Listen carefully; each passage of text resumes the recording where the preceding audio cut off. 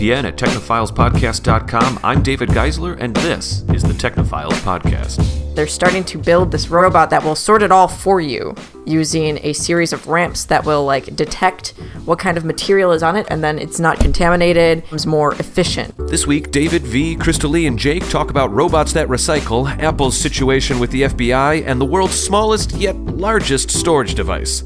It's time to talk about some not-so-trashy bots, because this is the Technophiles 287th episode.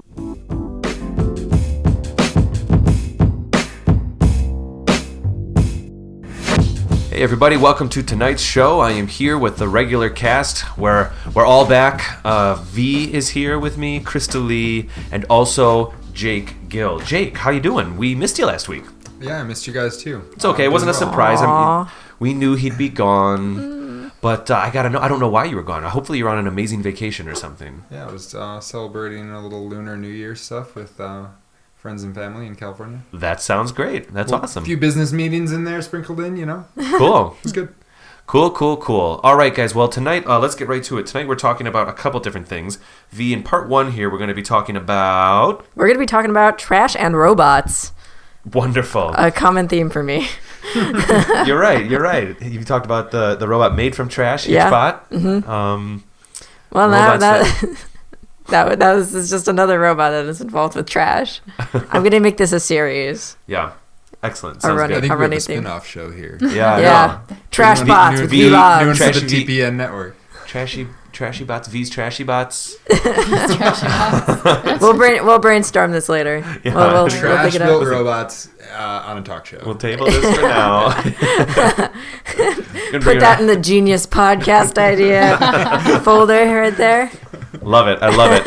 And then we're going to go to part two. We're going to take a break, go to part two, and Krista-Lee will be talking about tonight. We will be also speaking about... We are talking about the debacle that is the FBI order to Apple in regards to the San Bernardino shooter's iPhone.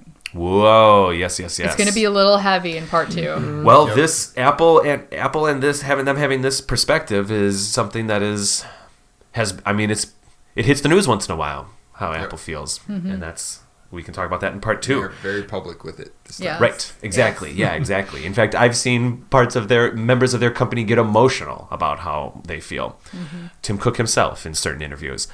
Jake, and then in part two, we will be discussing... Part three. In part three. Oh, yeah, sorry, part three. I'm kind of off today. I apologize. That's okay. Part three, we are going to be talking 5 dimensions or 5D data storage and eternal data storage. Excellent. Very exciting. Some fun stuff. 5 dimensions. We're at 3 dimensions right now, right? Normally, it's in a normal computer chip, the X, Y, and the vertical. Yep. And then there's some of the atomic ones where they can kind of pretend that there's a fourth by doing the spin. It doesn't matter. Yeah. It's more of that, but an additional layer. No, it's an eternal, store your data forever. So the joke on our notes was will you really remember your password in 14 billion years? I have problems after 14 days. Yeah, me too. Yeah. I have problems after 14 billion days, so it's a real thing. Yeah. Vee, yo, let's just do this. Hey, robots, yo. Mm-hmm.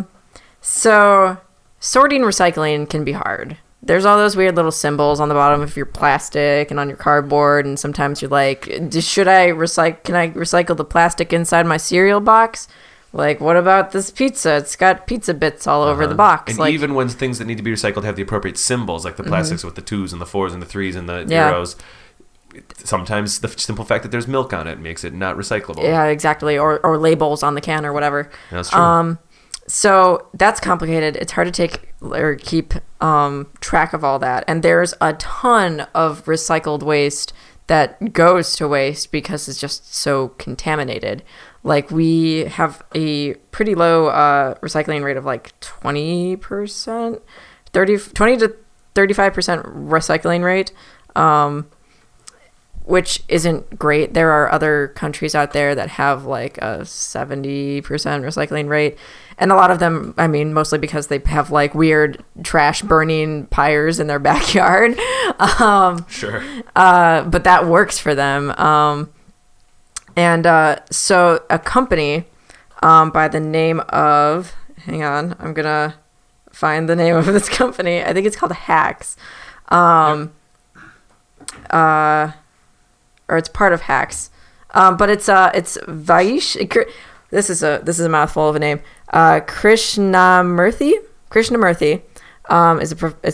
is from Pittsburgh, and he collaborated with his team, and they're starting to build this robot, a prototype, using a lot of funding they've raised to make a robot that will sort it all for you using a series of ramps that will like detect what kind of material is on it and then sort it for you, and then it's easily like it's not contaminated, it's not mixed with other things that can't be recycled, it becomes more efficient.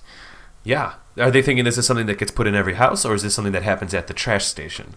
I think they're thinking of this as something that will happen like in starting, I would think, in like community areas. Got it. Like I think of my apartment building where we all just kind of like chuck our stuff in one big dumpster outside. Sure. Maybe you just take your bag and you just go bloop, bloop, bloop, bloop, and it just sorts it out. It goes down various ramps, kind of like a coin sorter. Like a coin when sorter. You're a kid and you have the bank that sorts the coins on the way. Yeah, and you're like, it's magic. How does it do that? It's amazing.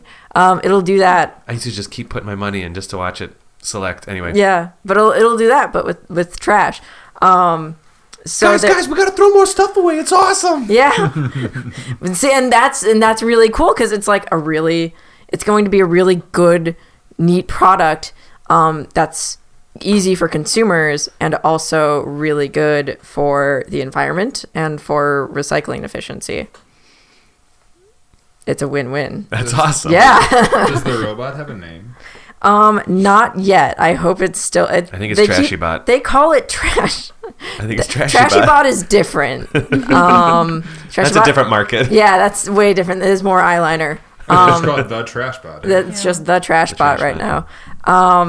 They're still in the process of like testing the prototype and things like that. But everybody's really like pumped up about it. It's gonna innovate things, guys. I didn't sound really enthusiastic there. But what do you think? Like the best. Yeah. Do they have any thoughts about like how expensive it is? So like the thing I think of is I think your idea of having it be in like starting off in, for example, apartment buildings and things like that is brilliant. Mm-hmm. Because that's exactly the place where it should be. Because you're not going to put it in everybody's home. Yeah. But at the same time, you're not going to. It's almost too much to put it like at the public trash station to have everything go through there. Yeah. Let me pull this back in. I'm sorry, the Dayquil's hitting me hard today. I apologize, guys. I know. The weather change is throwing us all off here. I've got a nice kind of zenned out Dayquil vibe going on right now. Yeah, I'm kind to be of honest. Well, we'll switch. You want to host? You'll host the show from here on out, Jake. We'll take it today. I'll hand it over. Yeah. We'll come back at part 2. We're like swapped. We're in other seats.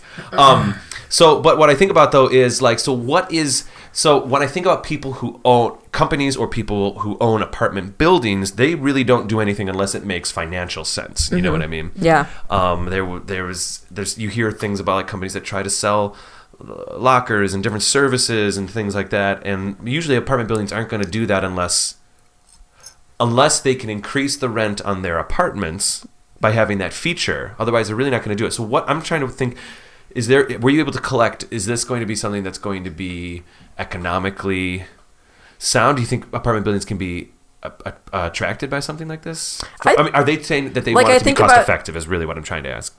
I think about like the kind of apartments that are looking for those kind of tenants that are like into recycling and like want to live clean and green and stuff. Yeah. They would probably, pop for that and get the fancy recycle sorter that would attract, people who are like, I want to live more clean and efficient and do this right.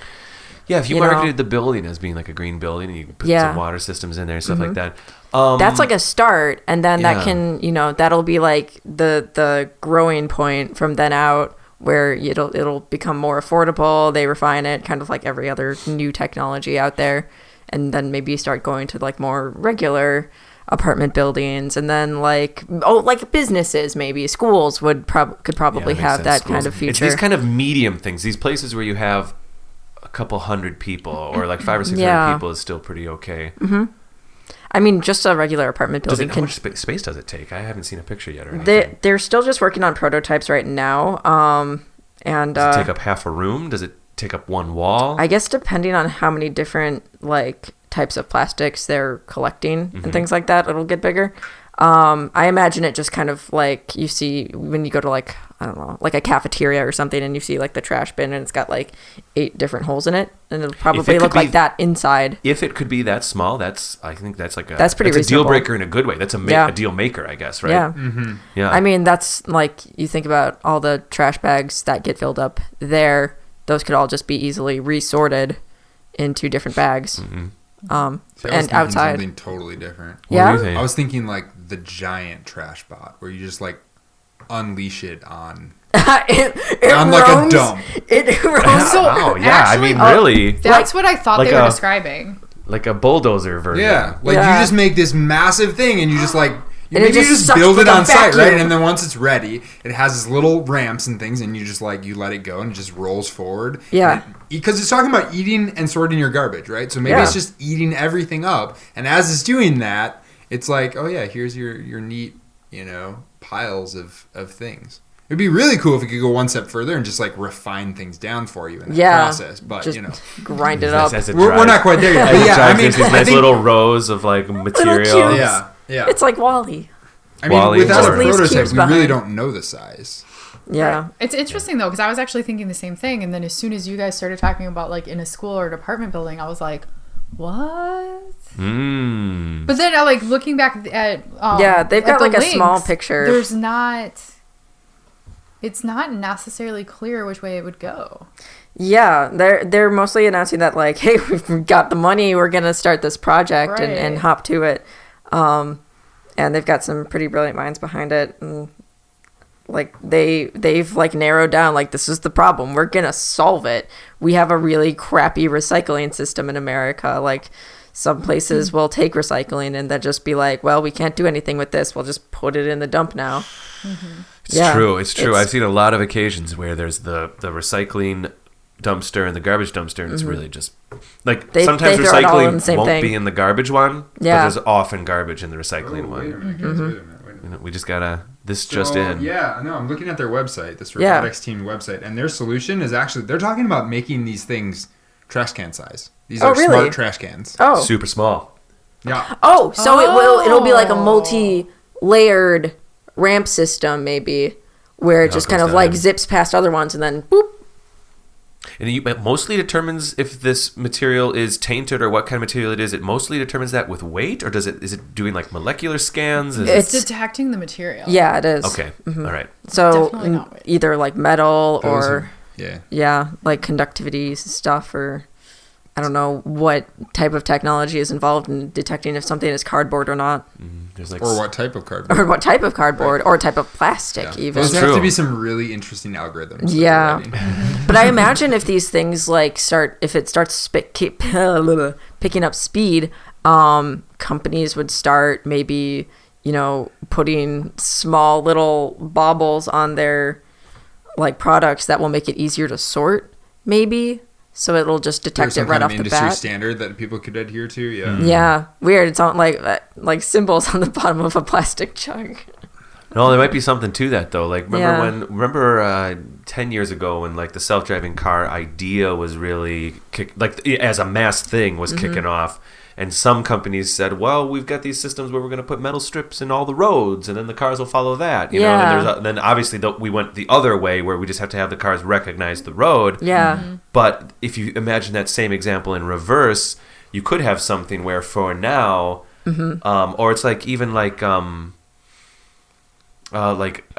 IMDb, you know what I mean? Now when you have a film, like all that data gets put into the database, but Yeah. for a while there they had to backlog it. So they have this technology that can backlog or figure out what's going through it, but there might be ways to help it with maybe it's a little chip that might be too expensive to put chips in I think the plastic chip though. would You be could- way too expensive. Oh yeah. I You could mean, print that's barcodes. You could print barcodes. It Yeah. could be there could be a physical barcode maybe. I don't So know. here's the problem with anything that's like that, though. You would have to have sensors completely, like a complete room box Or, of sensors, yeah, because like otherwise, surrounding are it. you going to sit there and make sure all of your garbage is sitting right side up on top of the sensor? Like, no. Yeah. No, but like it could have a robotic arm in there that's like scanning it somehow. yeah. Like with little Mickey Mouse gloves. Yeah. I think that's how it works. Hard to say. But You know actually, what? They can come up with that. Right. another thing I'm thinking Yeah. about though is like if we did the barcode thing, is like what if it's ripped up and there's shreds and Yeah, pieces. exactly. So maybe Yeah. just kind of. So maybe just the material These detection. guys probably is all thought it about needs. all of this already. They I'm probably sure. have. They're Yeah. like, guys, we got this. Yeah. They're it's all tweeting us good. right now. Don't It's all worry good. about it.